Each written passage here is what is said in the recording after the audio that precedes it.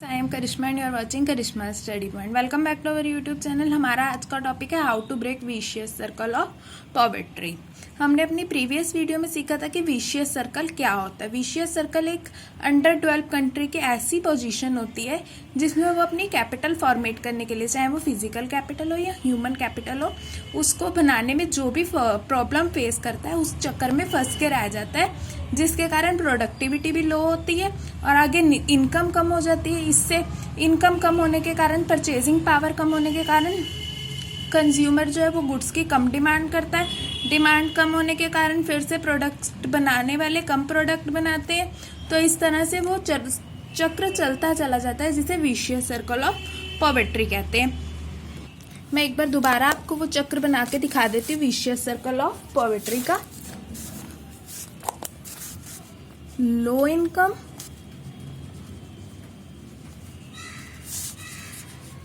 लो production,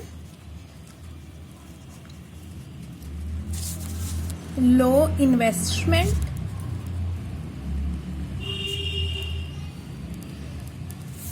लो saving.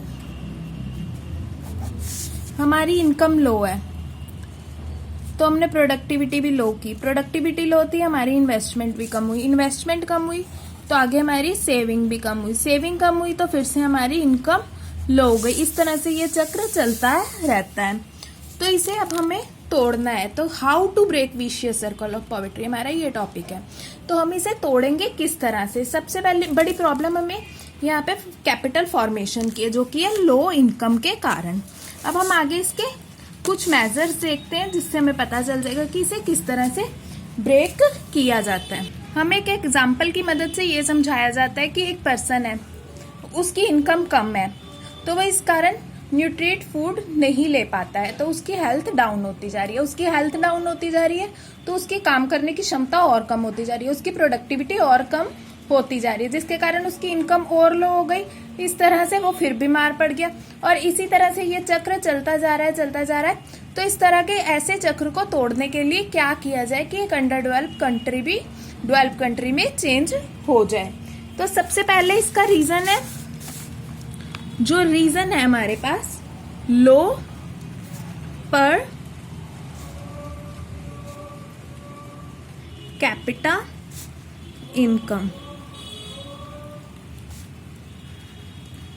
ये इसके कारण क्या होता है कि हम कैपिटल फॉर्मेशन नहीं कर पाते, क्योंकि हमारी लो पर कैपिटा इनकम है। जब हमारी इनकम ही कम है, हमारी सिर्फ इनकम उतनी ही है जितना हमारा कंजम्पशन करनी है, तो हमारे पास कोई भी सेविंग नहीं हो पाएगी। जो भी हमारी सेविंग है वो आगे जाके इन्वेस्टमेंट में चेंज होगी। जो भी हाउस होल्ड हम सेविंग करते हैं वो आगे जाके हम बैंक को देते हैं। बैंक से एंटरप्रेन्योर जो होते हैं वो लोन के रूप में लेके हमारे पैसे प्रोडक्टिविटी में लगाते हैं। जब हमारी पहले ही लो पर कैपिटल इनकम होगी तो हम सेविंग किस तरह से करेंगे। नेक्स्ट रीजन इसका क्या है, सेकेंड रीजन,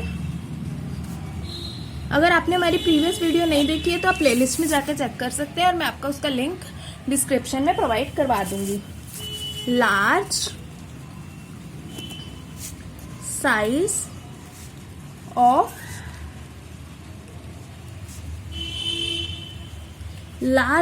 ऑफ पॉपुलेशन।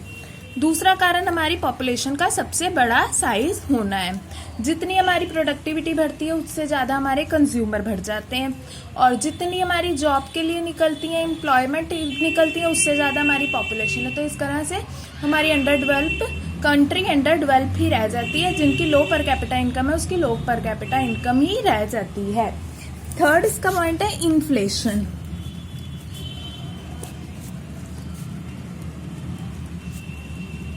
इसका थर्ड सबसे बड़ा रीजन है inflation.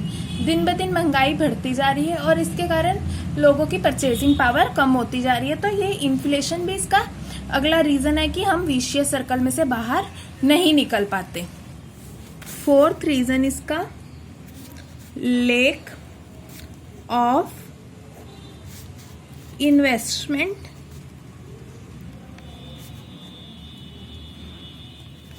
Friendly environment.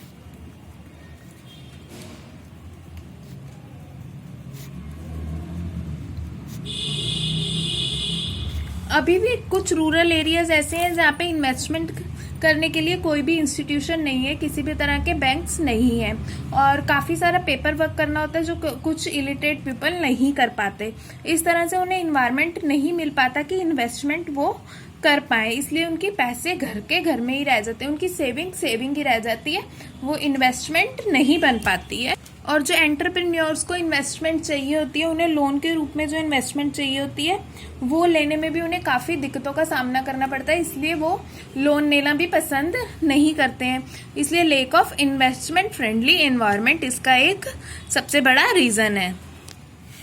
5th point है इसका डिमॉनिस्ट्रेशन इफेक्ट।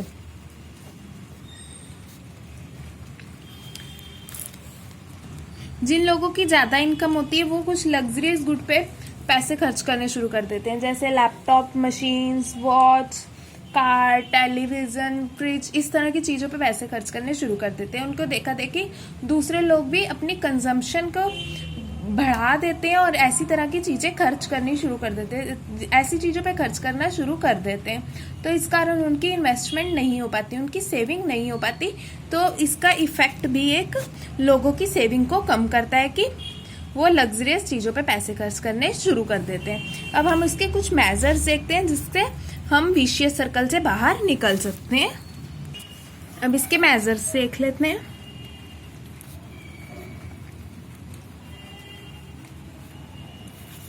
फर्स्ट मेजर इसका ये है, increase in voluntary saving. Voluntary होता है अपनी इच्छा से हम अपनी सेविंग बढ़ा लें। एक लेस डेवलप्ड कंट्री के लिए ये सबसे ज़रूरी है। इसे किस तरह से बढ़ाया जा सकता है, जैसे गवर्नमेंट जो है वो इंटरेस्ट रेट हाई कर सकती है, जिसके कारण लोगों को इन्वेस्टमेंट के लिए इनकरेज हो कि हम पैसे अपने बैंक में जमा करवाएंगे तो उस पर इंटरेस्ट लग के हमें ज़्यादा पैसे मिलेंगे। प्रोविडेंट फंड दे सकती है, जैसे किसी को टैक्स बचाना है तो उसके लिए वो अपनी अलग अलग तरह की पॉलिसीज ओपन करवा सकते हैं जिसके कारण टैक्स में डिडक्शन मिल सके। इस तरह की पॉलिसीज लागू करके हमारी government increase in voluntary saving कर सकती है। नेक्स्ट है expansion of banking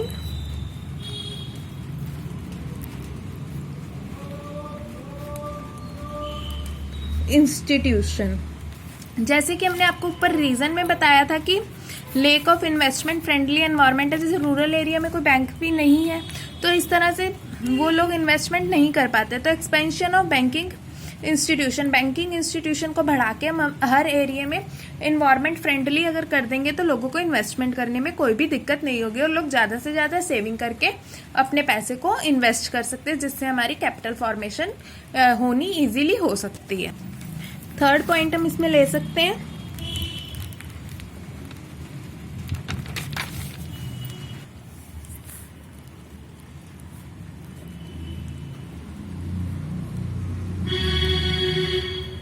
expenditure on health. जितनी अच्छी हेल्थ हमारे वर्कर की होगी उतना ही अच्छी प्रोडक्टिविटी हो पाएगी। तो प्रोडक्टिविटी हमें हाई करने के लिए उनकी हेल्थ पर एक्सपेंडिचर करने पड़ते हैं, क्योंकि हमें पता है a sound mind is a sound body. ये एक पुराना कथन है। Expenditure on health make a man more efficient and more product. अब इसका हम 4th पॉइंट देख लेते हैं। 4th पॉइंट है प्राइस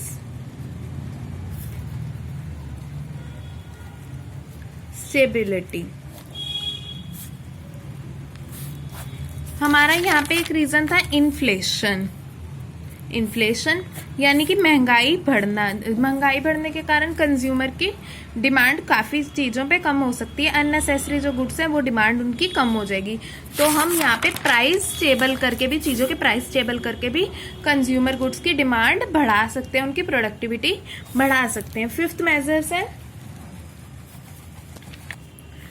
ऑन जॉब ट्रेनिंग या फिर स्टडी प्रोग्राम